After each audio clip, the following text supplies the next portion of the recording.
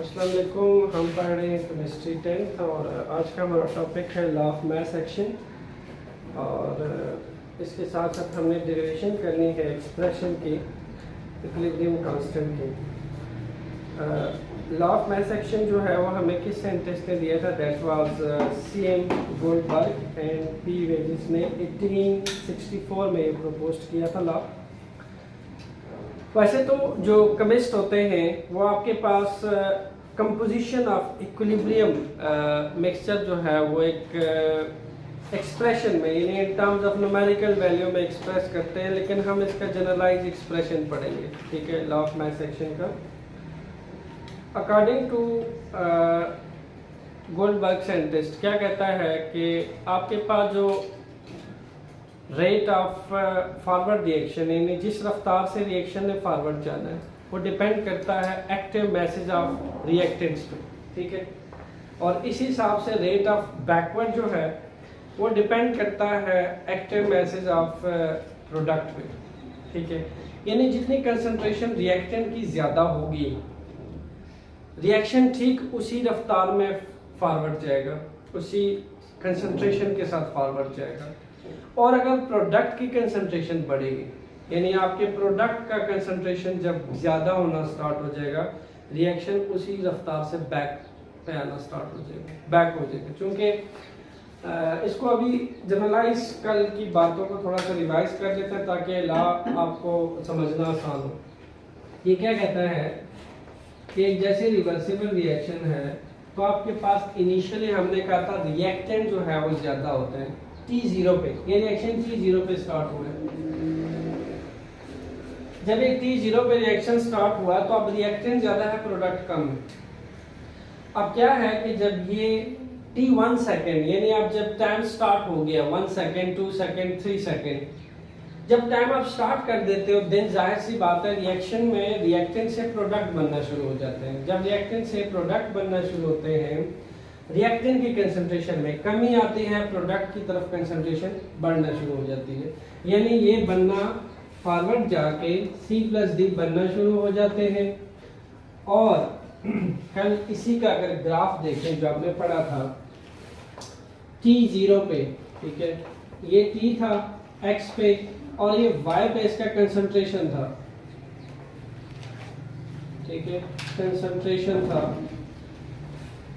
Concentration मतलब आपने chemistry में पढ़ा है कंसंट्रेशन क्या होती है? एक मिकदार किसी रिएक्टेंट की एक पूरा सॉल्यूशन के अंदर मिकदार या प्रोडक्ट बनने की पूरी सॉल्यूशन के अंदर मिकदार या किसी मिक्सचर के अंदर सॉल्यूट की मिकदार या किसी सॉल्यूशन के अंदर सॉल्यूट की मिकदार, ये सारी टर्म्स यूज होती है कंसंट्रेशन के लिए।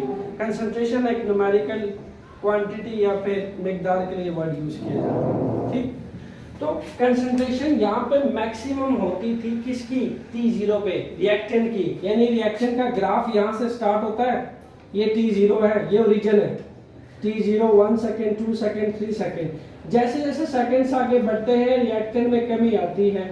ठीक, ऐसे रिएक्टेंट कम होना स्टार्ट हो जाते हैं और बिल्कुल यहाँ आते आते आते बिल्कुल जिस हिसाब से कम हो रहे होते हैं ठीक उसी टाइम रिएक्शन में T0 पे प्रोडक्ट में बढ़ना शुरू हो जाता है।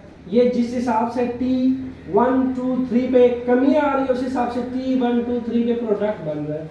ये देखिए प्रोडक्ट ये बन रहा है और ये इसमें डायनेमिक इक्विलिब्रियम स्टैब्लिश हो जाता है। तो आपका ये T1 सेकेंड 2 सेकेंड 3 सेकेंड पे प्रोडक्ट बन रहा है। This one for P, this one for reactant. Reactant में कमी आ रही है टाइम के साथ, प्रोडक्ट में टाइम के साथ जो है वो इंक्रीज आ रहा है। अब क्या होता है कि लॉ ऑफ मास एक्शन ये कहता है कि तुम्हारे पास ये जो रेट है इस रिएक्शंस के आगे बढ़ने का किस पे डिपेंड करता है? इन एक्टिव मैसेज पे डिपेंड करता है। एक्टिव मैस जो है बहुत सारे स्टूडेंट इसमें कंफ्यूज होते हैं, उनको मतलब नहीं समझ आता। एक्टिव मैस क्या होता है? देखो तुम्हारे रिएक्शन के अंदर जो तुम रिएक्शन करवा रहे हो वो मैस जो रिएक्शन के अंदर कंट्रीब्यूट करता है। मैस तो तुमने बहुत सारा लिया होता है, लेकिन सिर्फ वो मैस जो रिएक्शन के अंदर कंट्रीब्यूट करता है वो होता है एक्टिव मैस। समझ रहे हो? जब आप रिएक्शन शुरू करते हो तो आपके पास मे बी मैस जो होता है या जो प्रोपोर्शन होती है रिएक्टेंट की वो बहुत ज़्यादा होती है, लेकिन जो उस प्रोपोर्शन में से एक स्पेसिफिक मैस होता है जो रिएक्शन के अंदर कंट्रीब्यूट करता है, उस मैस को जो कंट्रीब्यूट करता है उसको कहते हैं एक्टिव मैस। ठीक, और एक्टिव मैस को किस चीज से रिप्रेजेंट किया जाता है? एक्टिव मैस को रिप्रेजेंट किया जाता है स्क्वायर ब्रैकेट्स। इसको हम क्लोज करेंगे स्क्वायर ब्रैकेट्स के अंदर, दीज आर एक्टिव मैसेस। और इन ब्रैकेट्स के अंदर जो हम लिखेंगे ये उसका वो मैस होगा जो रिएक्शन के अंदर पार्टिसिपेट करेगा या रिएक्शन के अंदर कंट्रीब्यूट करेगा। ठीक, अच्छा, फिर मैंने जो आपको इस लॉ का जो फर्स्ट पार्ट है वो क्या है, वो कहता है rate of forward reaction, rate of forward reaction.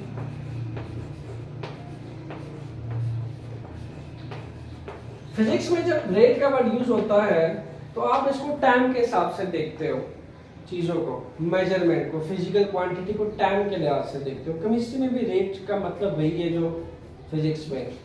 रफ्तार, कैसी रफ्तार? इस रिएक्शंस के आगे बढ़ने की रफ्तार किस पे डिपेंड करती है?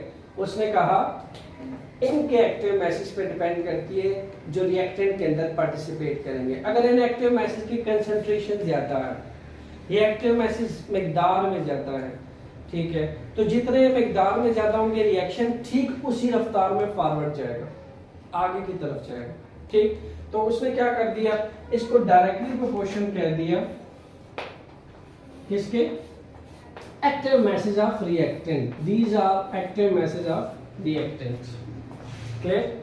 अब इसके साथ, इसी रिएक्शन के साथ उसने क्या किया, अगर आप नेक्स्ट अपने बुक पे देखें तो उसने इसके साथ small A B C D लिख रखा है, और इन small A B C D को सिंपल वो कह रहा है कि ये आपके पास मोल्स हैं, ठीक है, ए के साथ स्मॉल ए, बी के साथ स्मॉल बी, सी के साथ स्मॉल सी, डी के साथ स्मॉल डी। मोल क्या होता है?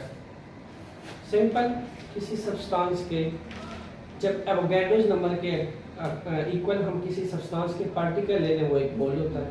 ठीक, केमिस्ट्री में हम डेफिनेटली मैथ्स के लिए केजी ग्राम नहीं यूज करते, particle are too much small. हमारे पास जो ऑर्डिनरी मैथ्स होते हैं फिजिक्स की दुनिया में वो उसमें हम केजी ग्राम और बड़ा यूनिट यूज कर सकते हैं, जबकि केमिस्ट्री में पार्टिकल वाज सो स्मॉल।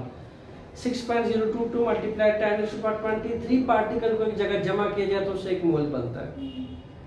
ये बिल्कुल ऐसी है जैसे फिजिक्स की दुनिया में एक क्वांटिटी है, एक मैस है, ये भी एक मैस ही है, एक क्वांटिटी है, मोल है। ठीक है, तो क्या कहता है कि ये जो small A B C D है, these are moles and this capital A enclosed in square bracket is active mass। ये जितने ज्यादा होंगे कंसंट्रेशन में रिएक्शन उसी रफ्तार से क्या हो जाएगा, फॉरवर्ड जाएगा। ठीक, अब अच्छा, अगर आप इसको वैसे भी जरा इमेजिन करें तो होना भी ऐसी चाहिए कि रिएक्शंस के आगे जाने की रफ्तार या इसकी स्पीड या प्रोडक्ट बनने की रफ्तार किस पे डिपेंड करनी चाहिए? जितने ज्यादा होंगे, जाहिर है जितने ज्यादा होंगे उसी रफ्तार से तो प्रोडक्ट बनेगा। और फिर बैक की बात करते हैं, क्योंकि ये है रिवर्सिबल रिएक्शन, टू डायरेक्शनल है, ये फॉरवर्ड भी जाता है पीछे भी आता है। इस रिएक्शन का बैकवर्ड किस पर डिपेंड करता है? इसकी बैकवर्ड की रफ्तार कैसी है? जितनी कंसंट्रेशन प्रोडक्ट में बढ़ेगी उसी रफ्तार से रिएक्शन बैक को आएगा, रिवर्स आएगा, और जितनी कंसंट्रेशन रिएक्टेंट में होगी उस रफ्तार से फॉरवर्ड जाएगा। जी, मैस एक्शन रिवर्सिबल रिएक्शन है। लॉ ऑफ मैस एक्शन तो एक कानून है ना, एक लॉ है, ठीक है।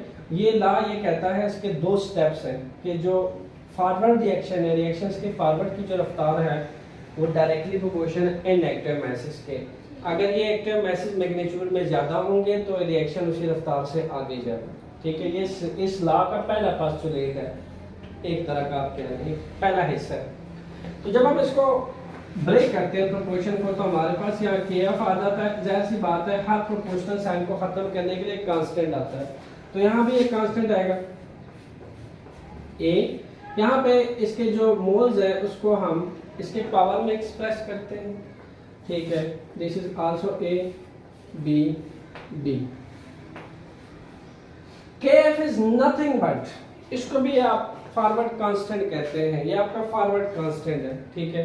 यानी जिस रफ्तार से रिएक्शन फॉरवर्ड जाता है KF उसका एक फॉरवर्ड कांस्टेंट है, ठीक है ना। जब आप दो रिलेशन को डिस्कस करते हैं, जैसे इसके फॉरवर्ड को आप इसके एक्टिव मैसेज के हिसाब से देख रहे हैं, तो हम हमारे पास लाजमी प्रोपोर्शनैलिटी अपना एक कांस्टेंट हमें बताती है, दैट इज KF। इसी तरह रेट ऑफ रिवर्स रिएक्शन, ये आपके पास यहाँ कांस्टेंट आया KF, यहाँ पे कांस्टेंट आएगा KR। Rate of reverse reaction,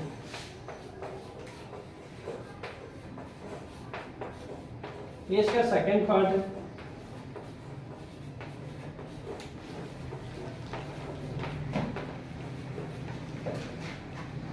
ये किसके बराबर है? एक्टिव मैसेज ऑफ, ये फर्स्ट डायरेक्टली क्वेश्चन होगा ऑफ प्रोडक्ट।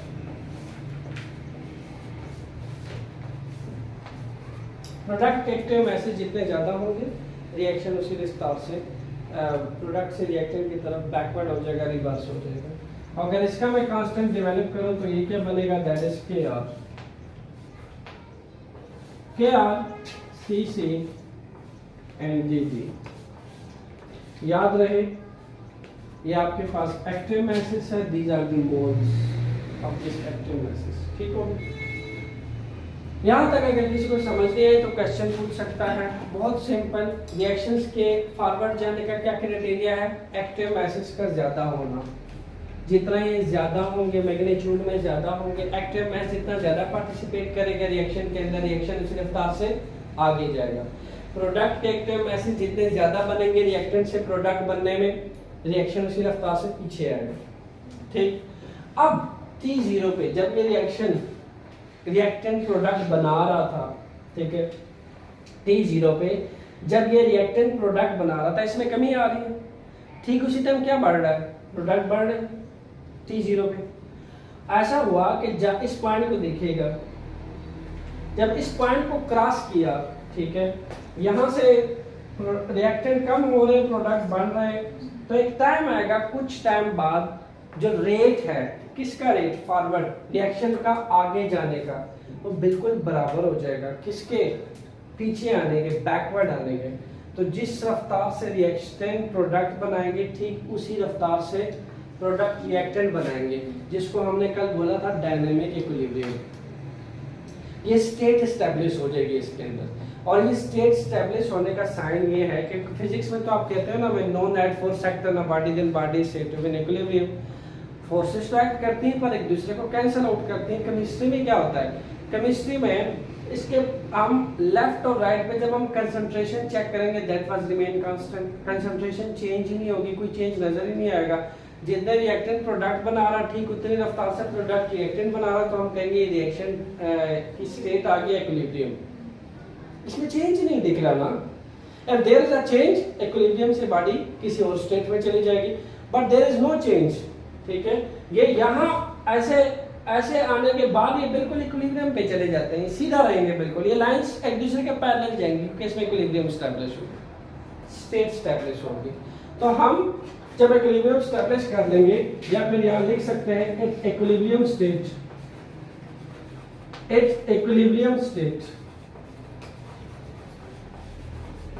क्या हो जाएगा? बिल्कुल जो रेट है of forward reaction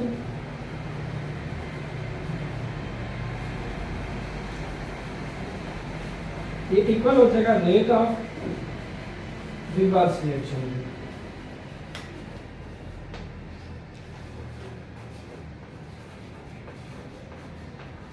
forward reactions का अपना एक्सप्रेशन लिखेंगे दैट इज, और रिवर्स रिएक्शन का ये एक्सप्रेशन आपके सामने है, ठीक है। KF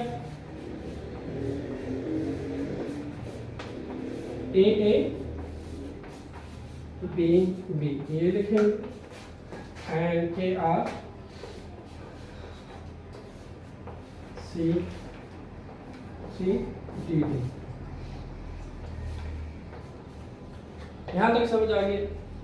मैंने सिंपल क्या किया, रेट ऑफ फॉरवर्ड रिएक्शन की जगह पे उसकी वैल्यू पुट की है, रेट ऑफ रिवर्स की जगह पे उसकी वैल्यू पुट की है, इक्विलिब्रियम पे दोनों एक दूसरे के इक्वल आ चुके हैं। जिस रफ्तार से रिएक्टेंट प्रोडक्ट बना रहे हैं, ठीक उसी रफ्तार से उसी रेट से प्रोडक्ट रिएक्टेंट बना रहे हैं, ठीक। ये स्टेट है, ये जब ये दोनों एक दूसरे के पैरेलल हो जाते हैं इक्विलिब्रियम के ऊपर। अब ऐसा है कि हम जो कांस्टेंट्स है ये वाला और ये वाला, इसको जरा सेपरेट कर देते हैं।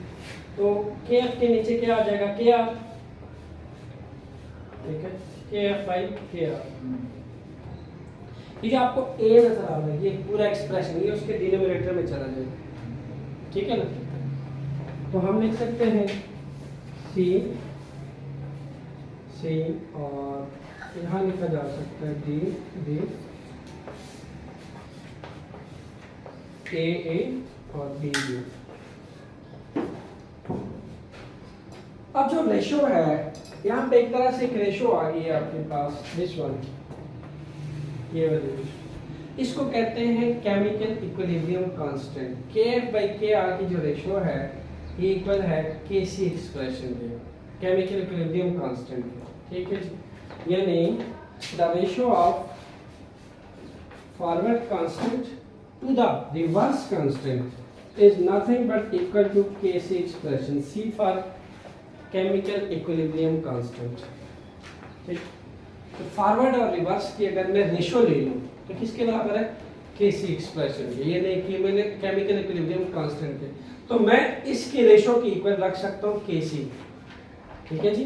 के C is nothing but chemical equilibrium constant, ठीक है जी। के सी आ जाएगा आपके पास C C D D A B.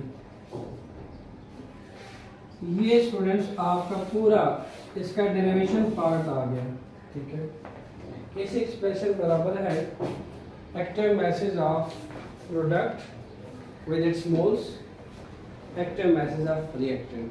बहुत सारे स्टूडेंट्स केस एक्सप्रेशन लिखते वक्त एक बहुत बड़ी मिस्टेक करते हैं, आपने वो नहीं करनी। वो यहाँ न्यूमरेटर में पहले रिएक्टेंट लिखते हैं, डिनोमिनेटर में प्रोडक्ट लिखते हैं, ऐसा नहीं करना। आप जल्दबाजी में हमेशा मिस्टेक करते हैं, पेपर चेक करते हैं, हमेशा मैं देखता हूँ स्टूडेंट न्यूमरेटर में रिएक्टेंट लिख देता है। आपने पहले प्रोडक्ट लिखना फिर रिएक्टेंट लिखना, ठीक है।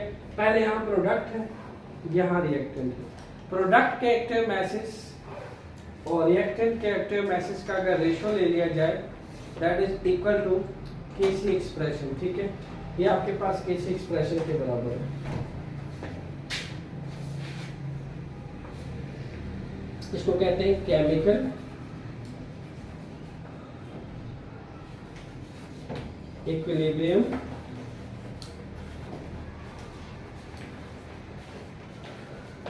Constant expression. आपसे एक्वायर किया जाएगा क्वेश्चन के अंदर कि आप केमिकल इक्विलिब्रियम कांस्टेंट एक्सप्रेशन लिखें, तो आपको गिवन रिएक्शन का केमिकल इक्विलिब्रियम कांस्टेंट एक्सप्रेशन लिखना पड़ेगा, ठीक है। अब इसको रब करते हैं, इस पे कुछ क्वेश्चन कर लेते हैं। केस एक्सप्रेशन पे हम कुछ क्वेश्चन कर लेते हैं। अच्छा, केस एक्सप्रेशन तो हमारे पास क्या है जी, that is C D D A यानी प्रोडक्ट के आपके एक्टिव मैसेज पावर में मोल्स हैं टू द रिएक्टेंट, ठीक है। ये आपके पास इस पे आप कुछ क्वेश्चंस कर लेते हो। यानी आपके पास आपको एक रिएक्शन गिवन है N2 प्लस 3H2। आपसे क्या कहा जा सकता है कि आप इस रिएक्शन का फॉरवर्ड लिखें, रिवर्स लिखें और उसका केसी एक्सप्रेशन लिखें। आपको तीनों लिखने आने चाहिए। अगर आप इसका फॉरवर्ड रिएक्शन लिखते हैं तो क्या लिखा जाएगा, फॉरवर्ड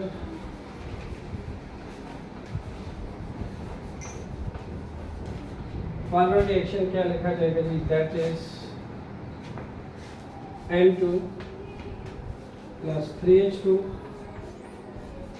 ये फॉरवर्ड जा रहा है, यानी रिएक्टेंट से प्रोडक्ट बनते हैं फॉरवर्ड में, और ठीक बैकवर्ड रिएक्शन में प्रोडक्ट से रिएक्टेंट बनते हैं, दैट इज रिवर्स रिएक्शन।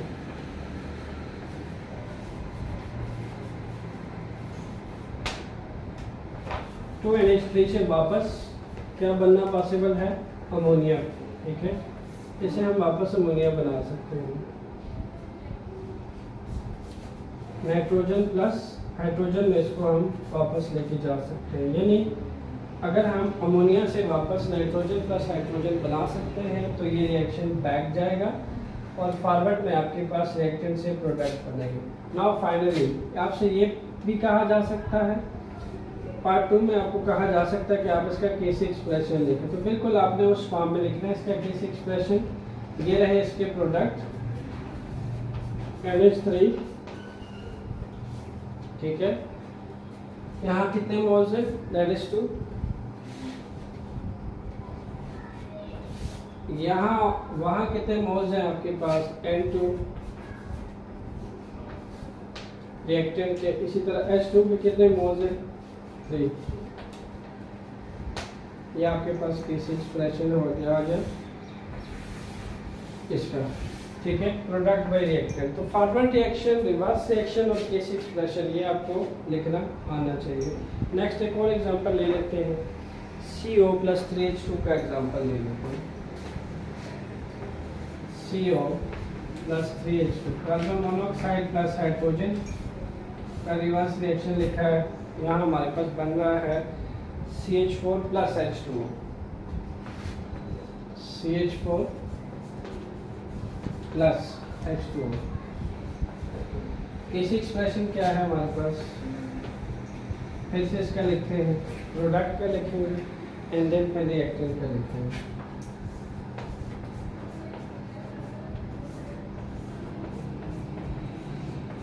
ये आपका प्रोडक्ट है और ये आपका रिएक्टेंट। H2 में का मोल 3 है, that is express on top of square bracket as 3। ये आपका केसी एक्सप्रेशन आ गया इसका। ठीक है, फर्स्ट ऑफ ऑल आपने प्रोडक्ट का लिखना है, देन फिर आपने रिएक्टेंट लिखना है। ठीक है, एनी डाउट, समझ आ गई आप? ओके, नेक्स्ट मजीद कुछ रिएक्शन ले लेते हैं। एग्जाम्पल 1, 2, 3, इसमें भी हमने केसी एक्सप्रेशन लिखना है। सेम फार्मूला हमारे पास है केमिकल इक्विलिब्रियम कांस्टेंट एक्सप्रेशन लिखने का।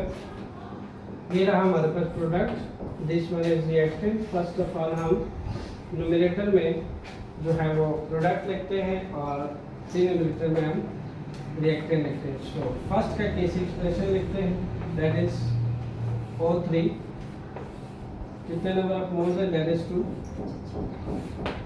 इसी तरह वहाँ पे O2 और 3 उसके मोल्स के तौर पे एक्सप्रेस किया जाए। ठीक हो गया फर्स्ट। सेकेंड आपके पास क्या चीज़ आ जाएगी, इसका लिख लेते हैं बी पार्ट का। बी पार्ट का केसी एक्सप्रेशन आएगा, इसका प्रोडक्ट क्या है, N2O4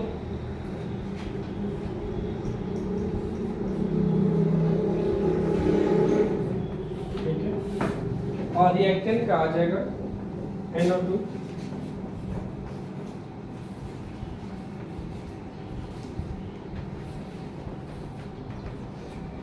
P/R, ठीक है, बस ये याद रखिएगा P/R के नाम से, product by reactant. C part को देख लें।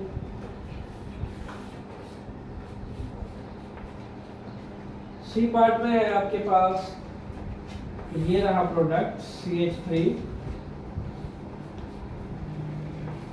COO C2H5 H2O। रिएक्टेंट क्या है आपके पास, CH3COOH।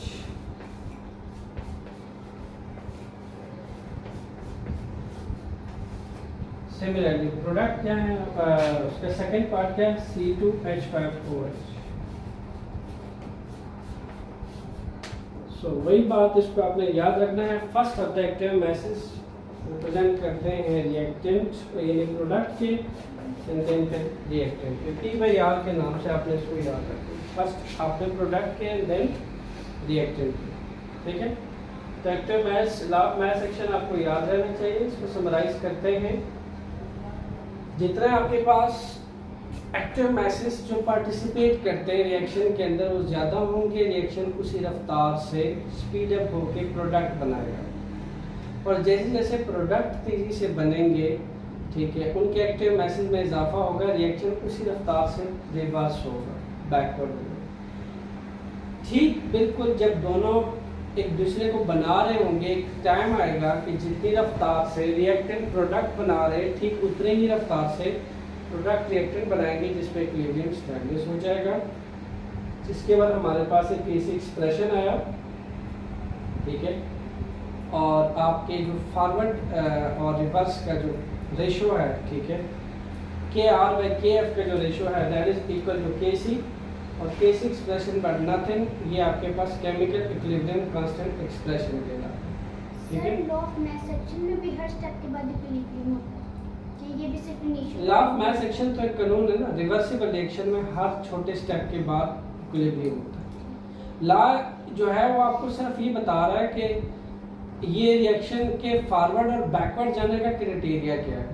जहाँ तक इक्विलिब्रियम हर स्टेप छोटे स्टेप के बाद होता है दैट वाज रिवर्सिबल रिएक्शन, वो रिएक्शन है। ठीक है, रिवर्सिबल रिएक्शन के ऊपर एक लॉ है that is law of mass section के फॉरवर्ड कब जाएगा और बैकवर्ड कब जाएगा, वो डिपेंड कर रहा है इनके एक्टिव मैसेज पे। वो जितने ज़्यादा होंगे, जिस पोर्शन में ज़्यादा होंगे रिएक्शन उस पोर्शन से आगे हो जाएगा। रिएक्टेंट में ज़्यादा होंगे तो वहाँ से आगे जाएगा, प्रोडक्ट में ज़्यादा होंगे तो बैकवर्ड ज़्यादा है। ठीक है, तो ये डिपेंड करता है एक्टिव मैसेज पे। Any doubt? नेक्स्ट लेक्चर में हम इसके यूनिट्स पे बात करेंगे।